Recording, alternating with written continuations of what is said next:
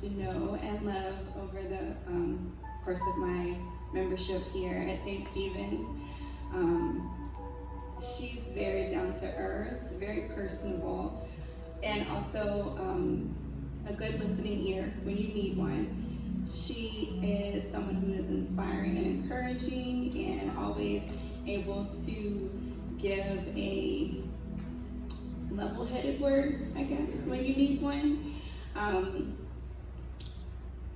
I think that as we come to know people, you find that everyone has their own unique gifts and talents, and for her, she has a unique ability to kind of, it's weird, like almost know what's going on with you and what to say at the right moment to help you through things. And I think that's a testament to the blessings and abilities that God gives us, and it's so nice to see that in someone. And it makes, I guess, teaching faith, even like for our kids, it makes it real. You can see these things, and it's easy to pinpoint someone in your life to say this is something that, a way that you can see God working through someone.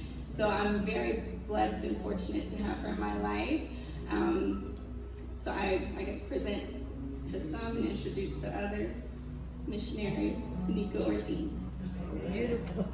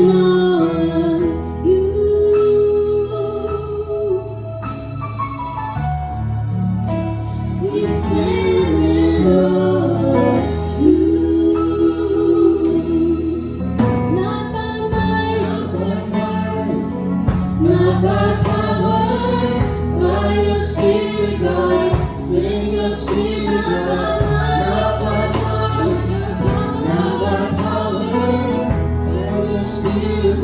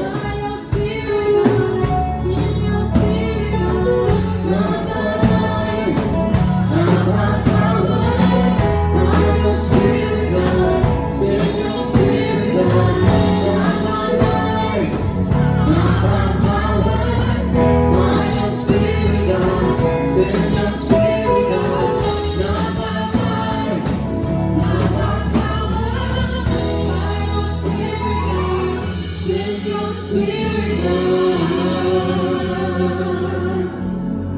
Praise the Lord, everybody. Amen.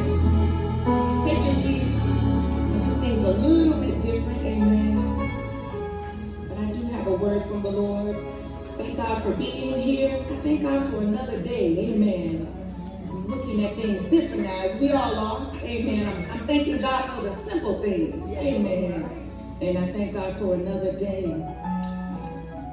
Thank God for the presider, Elder Joaquin Ortiz, who is my husband, amen, who is my friend, amen, who is my caretaker, amen, and who is the head of my house. I thank God for him. I thank God for our executive pastor. I thank God for Minister Sawyer, Minister Davis. Thank God for those who are here with us, amen. And I thank God for those who are out in Saba with us as well. We thank God for today. I thank God for the praise and worship, amen. Yes. Thank God for the ministering to us, amen. I do have a message, and I thank God about it. Yes, Lord. I'll be coming from the book of Haggai and Zechariah. I want you to get yourselves together, amen. Yes. I'll be reading from the New Living Translation. So, in the words of my famous brother, get your Googles and your YouTubes out, amen, if you have those, to follow along with us. But it is the Word of God, amen. Amen. So I'll be coming from Haggai, chapter 1, verses 3 through 11. I'll read, and then I'll skip over to chapter 2, verse 5. And then I'll end with Zechariah 4 and 6. It's just 11 verses, amen. Sounds like a lot, but I want to make sure that you get this down. Oh, yes. Because it's good to feast on it. So again, Haggai, chapter 1, verses 3 through 11, chapter 2, verse 5, and then we'll skip over to Zechariah 4 and 6. And these two books are the two of the 12 minor prophets of the Bible. Minor meaning that they are just shorter. Doesn't mean that they're not significant. Come on. But they're just shorter than the major prophets who were longer. My subject today is a universal God for a universal crisis. Amen. If I had a subtopic, it would be nothing will be accomplished without his power. Amen. The primary purpose of the prophets was to proclaim the word of the Lord. They were to point out sin and explain its consequences and calling men and women to repentance and obedience. Let us read and remind you, I have not gotten ahead of myself. Amen. So let us read again. Haggai 1, verse 3 through 11. And I'll be reading in the New Living Translation. Then the Lord sent this message through the prophet Haggai. Why are you living in luxurious homes while my house lies in ruins? This is what the Lord of Heaven's army says. Look at what's happening to you. You have planted much but harvest little. You eat but are not satisfied. You drink but are still yet thirsty. You put on clothes but cannot keep warm. Your wages, young folk, that mean your money you earn, disappear as though you were putting them in pockets filled with holes. Verse 7, this is what the Lord of Heaven's army says. Look at what's happening to you. Now go up into the hills, bring down timber, and rebuild my house. Then I will take pleasure in it and be honored, says the Lord. You hoped for rich harvests, but they were poor. And when you brought your harvest home, I blew it away. Why? Because my house lies in ruins, says the Lord of Heaven's army. While all of you are busy building your fine houses. It's because of you that the heavens withhold the dew and the earth produces no crops. I have called for a drought on your fields and hills, a drought to wither the grain and grapes and olive trees and all your other crops, a drought to starve you and your livestock, and to ruin everything you have worked so hard to get. Chapter 2, verse 5, my spirit remains among you, just as I promised when you came out of Egypt. So do not be afraid. Moving over to Zechariah 4:6. Then he said to me, this is the prophet Zechariah, speaking what the Lord had said to Zerubbabel. It is not by force, not by strength, but by my spirit, says the Lord of heaven's armies. Nothing, not even a mighty mountain, will stand in Zerubbabel's way. It will become a level plain before him. Father God, we just thank you. We thank you for this time, God. We thank you for the reading of your word, God. We know that your word is powerful, God. We know that we live by your word, God. And we thank you for your word, God. We thank you, God, for those who are here, God. We thank you for those that are listening, God. We thank you, Jesus, for you are still sovereign. You are in control. Oh, God, word my mouth, God. Oh, God, let my words be acceptable unto you, God. Oh, God, let me take no glory, God, but let it be all you, God, all for your glory. Lord, bless us, which we're going to feast on, God. Help us to take it in the name of Jesus. We ask you all these things in your son's precious name. Amen. You may be seated. Haggai and Zechariah ministered, remember, prophets, during this time to a small remnant of Jews who had returned to Judah after being exiled in Babylon for 70 years. To rebuild the temple and their nation, the prophets gave moral and spiritual encouragement to resume the work on the temple. That's what the prophets were supposed to do. Yes. They were supposed to, like I said, point the people to what they were doing wrong. Amen. Amen. And point them back to who? Christ. Mm-hmm. So it wasn't just doom and gloom, young folks. Not telling you all about what you're doing wrong. Right. Sometimes your mom and dad just tell you feel like you're always talking about what you're doing wrong. But it's to guide you, amen, to get back on track. And that's what the prophets were doing for the people of Israel. Zerubbabel was the governor. He was appointed by God. These are two key people in this text. He was given the responsibility to carry out rebuilding the temple. And Yeshua was the high priest, also appointed by God. And he was to care for the things of the Lord. Amen. So when God appoints you, I'm just going to feed you with that. Amen. No matter what anyone says, amen, it will be so. Amen. Yes. And I know that we think that in this time that things are all arrayed, that God, his appointing of us may not necessarily be there anymore. But he is still God. Yes, and what he has appointed you to do, yes, young and old, amen, it will be accomplished. Amen. So the people's priorities were wrong. Help me, Lord Jesus. Working hard, busy work, as I like to call it. Talk about that in my house a lot. We busy. We just busy. And not growing. Amen. They were accumulating stuff and still yet empty. We got a whole bunch of stuff, but empty. They ignored their spiritual need. Amen. So the temple in this time represented a whole lot. This edifice here, we just look at it sometimes as a building. But the temple in this text represented God's presence among the people.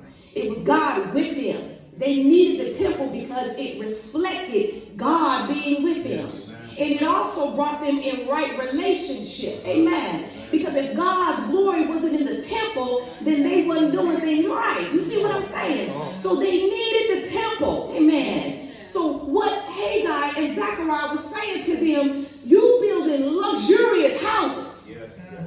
By God letting you do it anyway. He's doing it by his power. Yeah, you're working on your stuff that you want to work on. Yes. But my temple lies in ruin. Yes.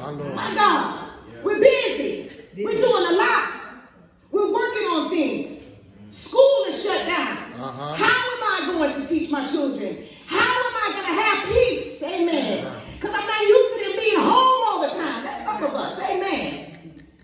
But what about our temple? That's right. Yes. And I'm talking about this spiritual temple. Yes. Yes. Yeah. This is not done by man. Oh, my God. What's going on? Yeah. Not by man's might.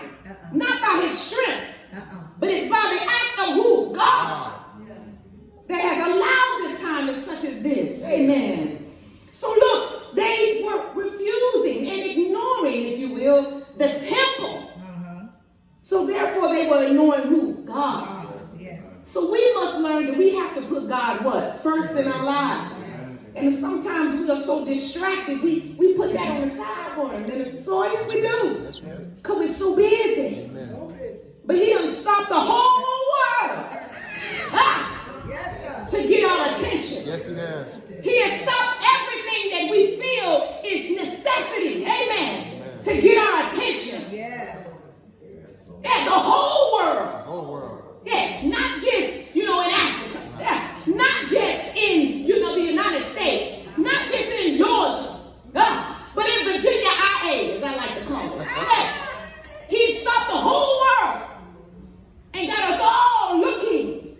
Yeah. Believer and unbeliever got us all looking. Amen.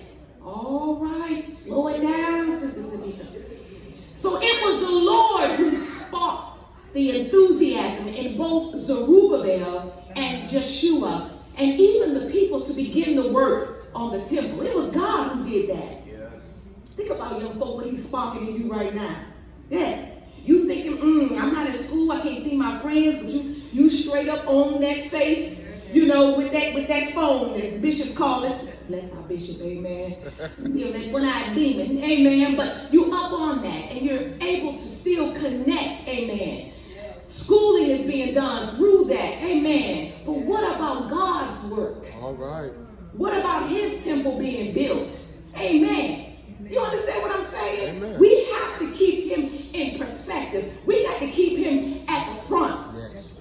So that he will be glorified, because he will be glorified. Yes, he will. So it was the Lord, though, who reminded Zerubbabel that it was not by his own doing that he was going to rebuild this temple. It was a monumentous task. You had hard-headed folk, you had folk who were doubting, you had folk who was more concerned about themselves, but the prophets came to remind them that it was God who allowed them even to exist. Amen. So look, he reminded him that it was not going to be by his own doing, but that it was going to be by God's power and for God's glory alone. Alone. It's nothing that we can do in regards to this situation by ourselves. People are losing jobs. Yeah. People are being sent home until further notice. People are concerned about what that means. People are afraid to go outside their houses. Afraid, straight up afraid, but afraid to breathe in God's precious air. Yes. Yeah. So it's nothing that man can do. Oh God, I feel your Holy. It's nothing that man can do. That's right. That's right. Jesus. Yeah. It's nothing that you can conjure up. We can set guidelines. We can set countermeasures. But it's still by God's power that we're going to be kept. Hallelujah. It's still by his power. Yes. Yeah, that we're going to make it. It's still by his power that we're even going to find a cure or a vaccine. It's by his power. Can you hear me, young friend? Yeah. His power. Science is not going to do it. Buddha is not going to answer. But it's by his power. By his spirit. Yes.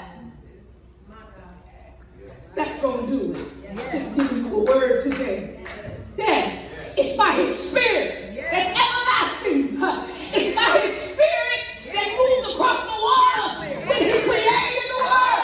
It's by his spirit that he breathed life into us. It's by his spirit that we're going to be kept. It's by his power and spirit. So with us knowing that it is by God's power alone that we exist, move, and have our being. That's our EP's favorite scripture. Yeah. We must understand that we need his what? Spirit to dwell where? Within us. See, the temple was so significant because it was where the presence of God was. But what about your temple? Come on. He said, I go to prepare a place for you. I had to go. That's what he said to the disciples.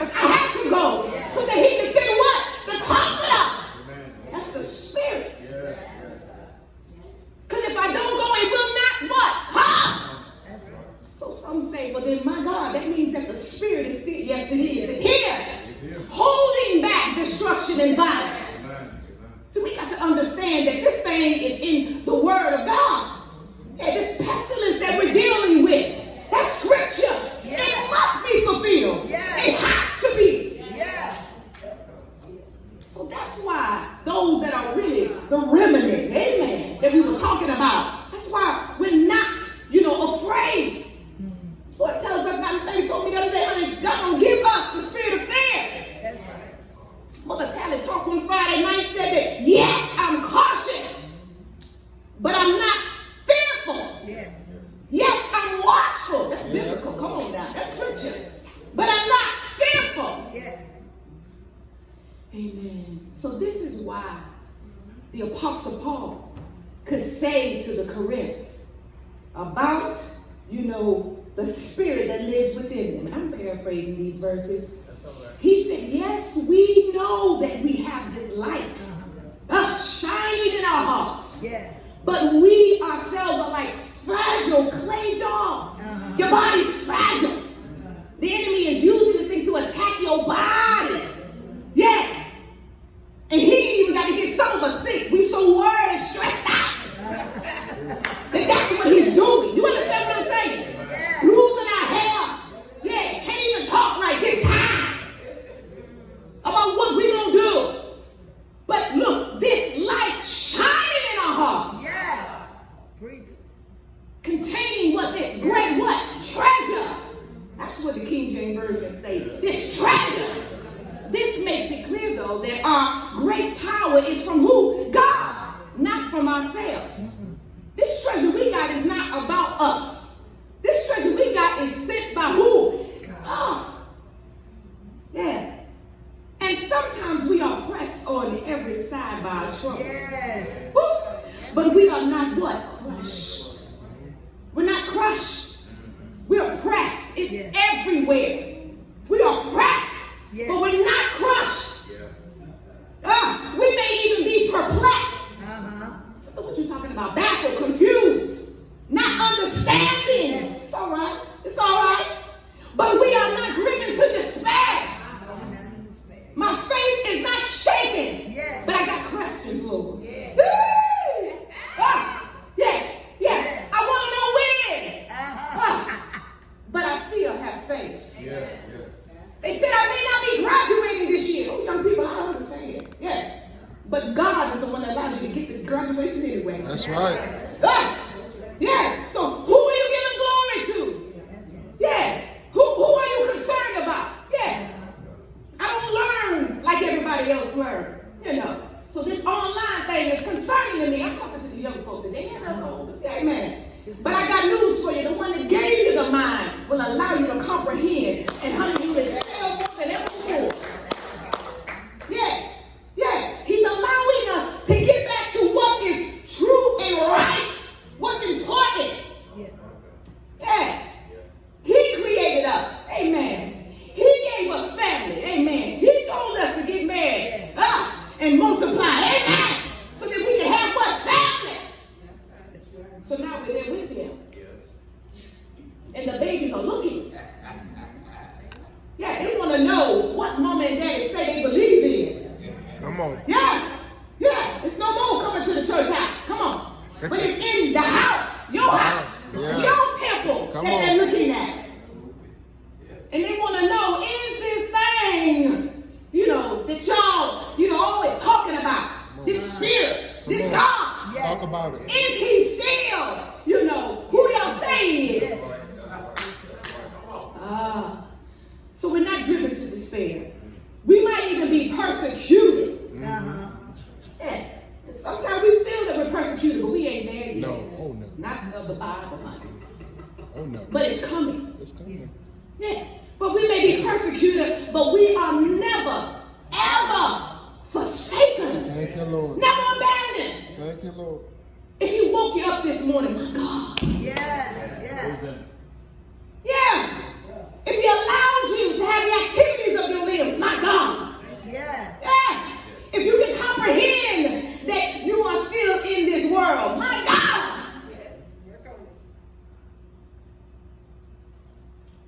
knocked down a whole lot. Yeah. But we are not yet what? Destroyed. This is because God's Spirit is in us. This is what his power can accomplish through us. The devil is funny. He will deal with idle time. Time that the Lord has divinely appointed. Yes. And we'll be running back crazy. Like we ain't got nothing to do. Like we don't have nowhere to be. Like we have no purpose. The devil is a liar. Your purpose is in you. Yeah. Your purpose is to be that light, shining, so that others may see and glorify the God that's in what? You. Yeah. And that's what we have to do. We have to get in this word. As much as we eating honey, we better eat this word. I know y'all eat too. You understand what I'm saying? Set aside that time that we always said we couldn't have.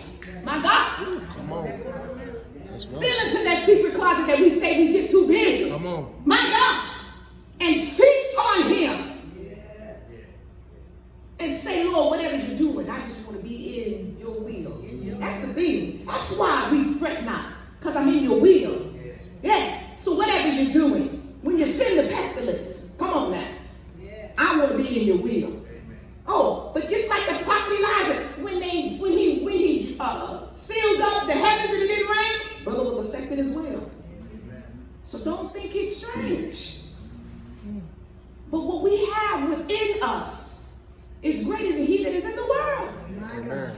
And people are turning to look for who is that greater. They don't need you right there with them talking about, what is we going to do? No. What we going to do is, I know that ain't proper English, but what we going to do is, we going to pray. We're going to stay on our knees. Hey, we're going to stay in his word. And we're going to be that light. So my question to you is, do you have God's treasure today?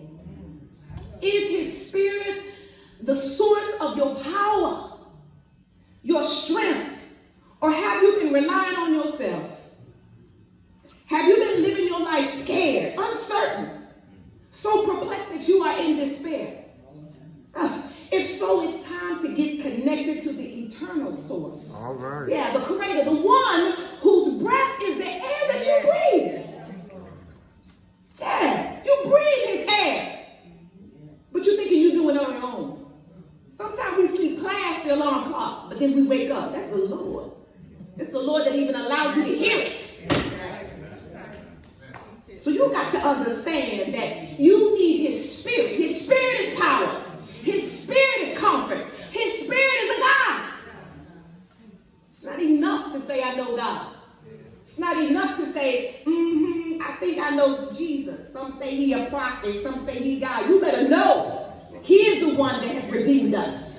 He is the one who died for us. Yes. He is the one who has saved us from the sting of death. Yes. And total alienation from God. And through him, we will only be able to receive the Spirit, who is going to keep us in this time such as this. That is my word today. Good word, good word. This song has been in my spirit. Sing it, Sister Ortiz. Young babies may not be able to, they may not know it, they may, but it's simple. The songs of old were simple, amen. But they meant something to us because it was speaking on what the Lord's word was saying. And it edified us through those songs. Yes. Reach out and touch the Lord. Sing it. As he goes by, you will find he's not too busy.